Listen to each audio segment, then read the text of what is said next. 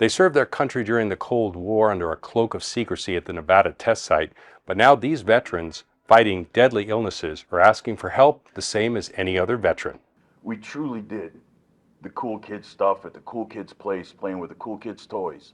We did everything, and it was great work. And none of us regret it. Meet retired Air Force Sergeant Dave Crete, who worked to secure the classified facilities at what's now known as the Nevada National Security Site. Crete was stationed there for 4 years, not realizing that he was being exposed to potentially dangerous radiation. We didn't have any idea. We knew about the nuclear testing, and that took place down south of us. The first assumption was the government isn't going to send you somewhere where just putting your head on a pillow is going to make you sick.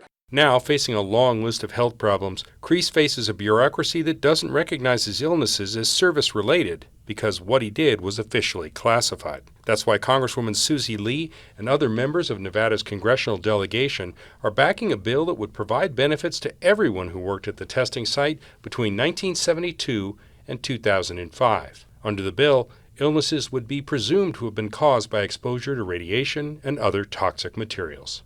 Our men and women in uniform make countless sacrifices for our country to keep our nation safe. And so it is our duty, and especially as a member of Congress and the daughter of a veteran, to do everything we can to protect them. Lee's bill, called the PROTECT Act, and a similar bill by Jackie Rosen in the Senate, would extend benefits not only to veterans but also their families. That's important to people like Las Vegas native Jennifer Callahan Page, whose parents and grandfather all worked at the test site and who all died from radiation-connected causes. Page said families are affected too. They wore badges that told them how much exposure, so I don't think that the thought process of it can be carried and transported into the home and then it gets into the carpet and it just infiltrates the home. I don't think that thought ever came across her brain. The goal is to eventually include the legislation in the big National Defense Authorization Act that must pass Congress before the end of the year. Advocates say they need a waiver for about $11 million in costs that the Congressional Budget Office says will result from Lee's legislation.